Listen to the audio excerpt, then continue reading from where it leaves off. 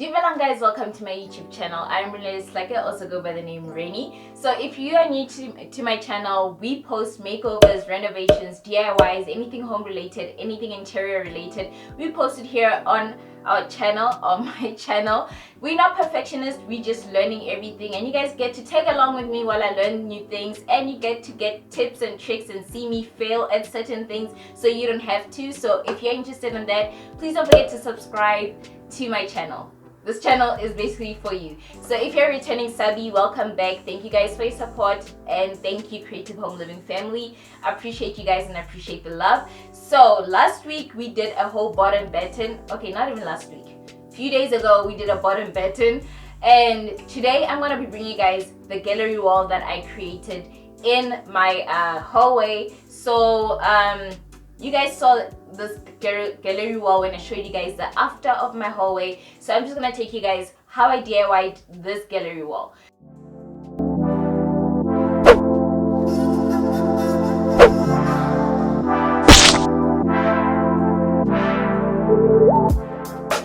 So this gallery wall didn't cost me an arm and a leg. It was very much affordable. I spent less than 100 rands for the pictures. I spent less than 300 rands for the frames because there's a bit of upcycling. So if you guys you've been day ones on my channel, you guys probably know the picture hanging gallery wall that I had in my living room, where I had my family, my friends on it and everything like that. So I took it down because I am planning on also bringing I'm planning on having a living room makeover, so hence why I took it down. But I still love and enjoy having my like the close people that I have in my life on my wall, so I still want to incorporate that element into my home. So I went with having it in my hallway so that I can see it there when I wake up in the morning, not necessarily in my bedroom, but then like when I walk past or when people visit me, they can see a bit of a story of the people that are in my life and who play a role in my life and who are important to me. So hence why I still want that element in my home. So there's been also another gallery wall makeover that I've had, but I didn't post it on my channel, and that's the one in my living room. So I'm showing you guys this one because I'm actually, since I said, hint hint, nudge nudge, I'm planning on having a living room makeover. I don't know if it's gonna come through this year or next year. I'm still trying to put everything together for it. So when it comes to that makeover, I'm also taking down those pictures and I want something different in that space. So I'll be upcycling those three little frames that you see in that in my living room gallery wall, and I'm gonna be upcycling them and reusing them in this space. So that's another hack and tip and trick that I'm bringing to you guys in this video. You don't necessarily have to buy everything brand new. Sometimes you can just shop in your own home, see what you have and see how you can reuse it and fit it into a new space. See how you can revamp something that's already in your home and turn it into something different in your space. You don't necessarily have to go out and buy new things all the time. You can just upcycle the things that you have or reuse whatever you have in your home. So in my case, I needed a gallery wall. I wanted a gallery wall that was at least in odd numbers. So I do love my decor pieces being in odd numbers. Something about seeing things in 3s, 5s, 7s, 1s. It is very pleasing to the eyes as opposed to seeing things in even numbers. So I wanted my gallery wall to have 9 frames instead. So since I already had 3 on hand, I just went out to look for similar sized frames, but I just needed 6. So the 3 that I had on hand were from Game. They cost 130 rands for the 3, and the frame comes with a glass in the middle. So what I wanted to do was to get the same thing from Game. Had I gotten that, it was going to cost me 260 rands, but I went through to Pep Home and I found similar frames. Maybe the frame detailing was a bit different, but to me, I was going to make it work either way because each frame costs about 25 rands or so. So imagine that, going from spending 260 rands on 6 frames at Game, I went to spending a whole lot less at Pep Home. So yes, the frames don't look good. They got silver lining on them and they are basically certificate frames. This is where creativity comes into my Creative Home Living channel. Sometimes you buy something and it doesn't look right and you just revamp it and change it into something that looks more elegant, more luxurious than what it actually is. So I bought these ones. They were very much affordable. But what I realized when I got home is that it's actually not glass. It's acrylic basically. So it's like this plastic thing on top. It's not glass, but however, it fooled me in the store, so nobody else is gonna know. Nobody's gonna know. But anyways, that's what I went with. So what I did was I took apart the frames, just took out the frame on its own, took it outside, and I spray painted everything black. I actually did that for my game frames as well. I painted those black. They were black, but not the black that I needed them to be. So I'm just going to be using this Rust-Oleum Satin Black spray paint. You can go with the matte finish, you can go with the glossy finish, but I love satin. There's something about satin that gives me, like, it's in between matte and in between glossy without having that cheap feel and look to it, or without being too matte. So that's what I like about using the satin finish spray paints. And now we're gonna move on to the part where we go into the pictures. I got my pictures printed at Photo First. They didn't cost me more than 100 rands for all of these and the size that I'm going for. So what I wanted was, I wanted to have picture mattes on top of my pictures, because something about a picture matte looks very luxurious as opposed to just having a full blown up picture in a frame. Having that nice white frame around your pictures gives it this nice finished luxurious look. They didn't have those picture mattes at Photo First, couldn't get them in any store, so we are also going to DIY this into our gallery wall. So what I did was I worked out a template of what I wanted to cut. So for the pictures that were too zoomed in and I couldn't crop and cut into a square or anything like that, I'm gonna keep them as rectangles. And guess what, there were only 3 pictures that I couldn't do that with, and the other 6 I could actually do with. So remember, my gallery wall is compiled of 9 pictures. So what I'm going to do is I'm going to work on a template where I'm going to keep a rectangle pictures rectangular, and those that I can downsize, I can use a template that's square, and then I'm going to go in with paper boards. And what I'm going to do is I'm going to cut out the square and I'm going to place it on top of the pictures so I can have my own DIY picture mat. So in trying to DIY these picture mats myself, I went in with a box cutter, and what I realized was when I was ripping off like the sides of the papers, it didn't give a clean finish. It did look like actual paper. It looked amateur. It didn't look clean.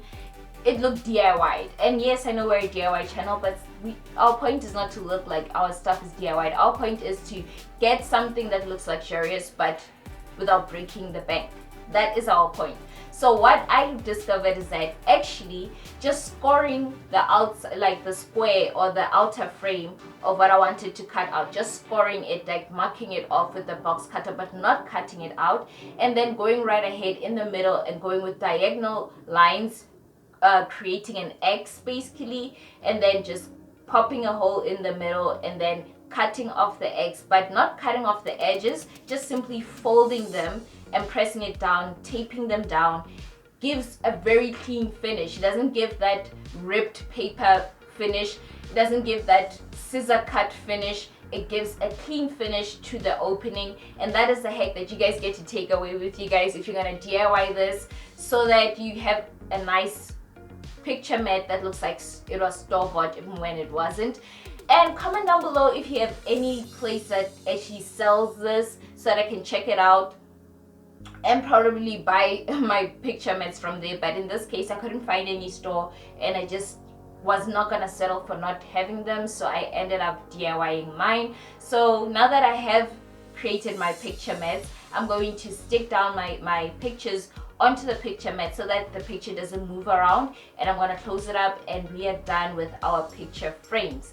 So now coming on to the next step, to actually putting up your pictures on the wall.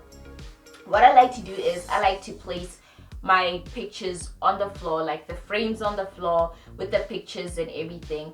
try and see what I like, what format do I like, how do I want my pictures to sit. If you got a gallery wall of 5 frames, you can just work it out on the floor, see how you want each picture to sit where, how do you want the pattern to be, how do you want the gallery wall to look on the wall without having to commit to it, because as soon as you put it on the wall, you're basically committing to having the gallery wall like that. So I like to put it on the floor, work out my pattern, work out how I want things to look and where I want them to be.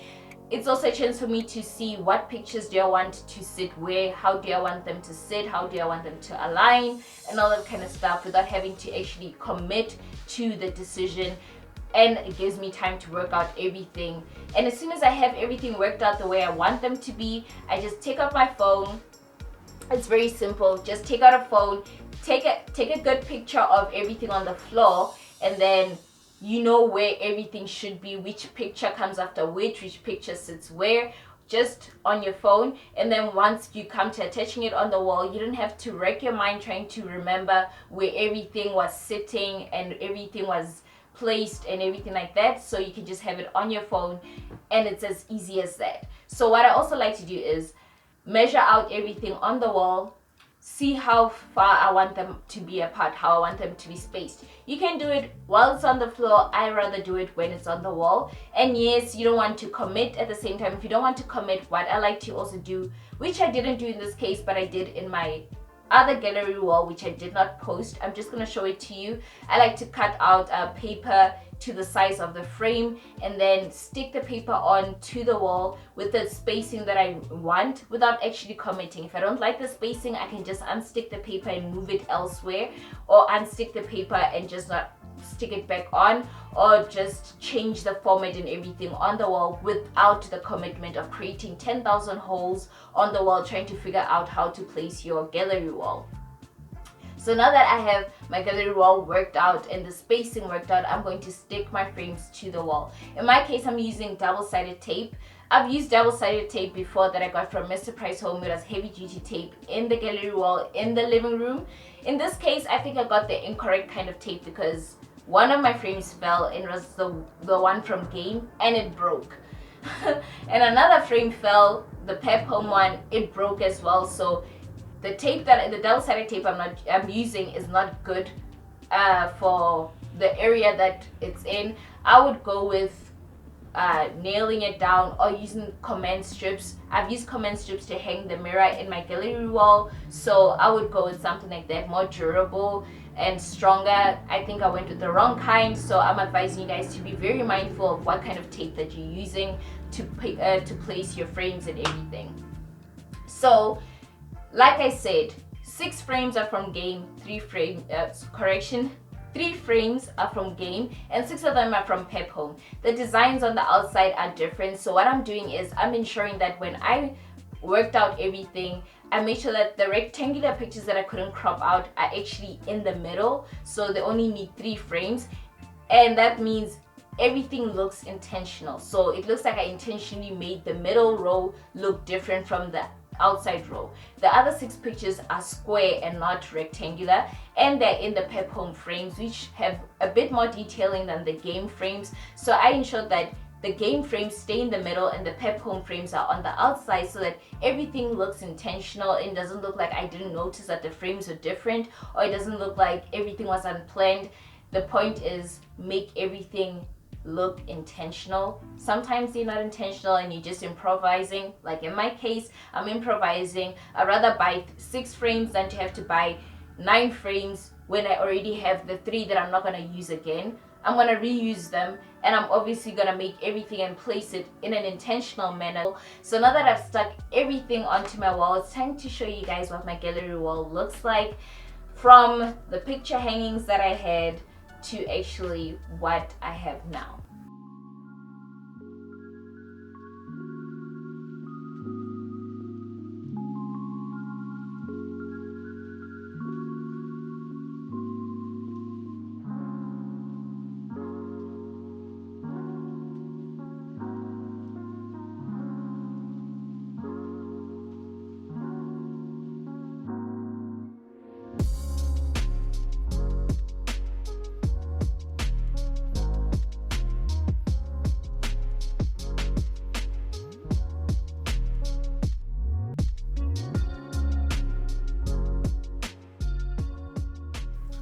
Alright guys, so those were our DIY, our gallery wall DIY, which I was bringing you tips, tricks and hacks to it. That's why I wanted to include this as a separate video, so that if you're looking to create a gallery wall in your home, you can have a few tips with you guys, know how I work out my gallery wall, so that you guys can also work out your very own gallery wall without having the hustle or wrecking your brain on how to place things, and not having to cover up 10,000 holes that you create on the wall because you're trying to work out a template. So that's why I created this video for you guys, and this is obviously episode 2 of my hallway makeover. And you guys saw in the after shot there was a mirror right over there that was backlit.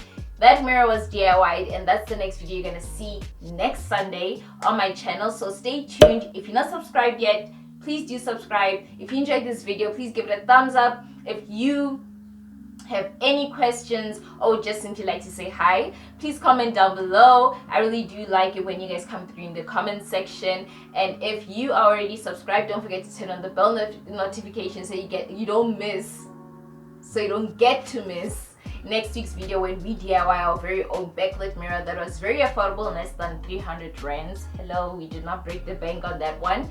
So that's what we're going to be doing next week. So I hope you guys really did enjoy this video and you enjoy your day further. With that being said, be kind. Ooh, no, I can't say be kind, love and light yet.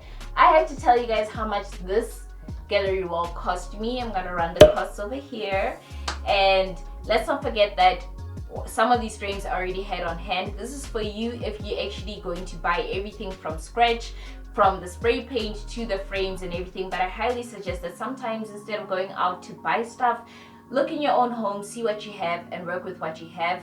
And if something is outstanding and you can't actually use what you have, then opt to buy something. But always start in your home first, shopping in your home before you shop outside. And that's another tip and trick that I'm letting you guys go home with. So with that being said, now I can say it.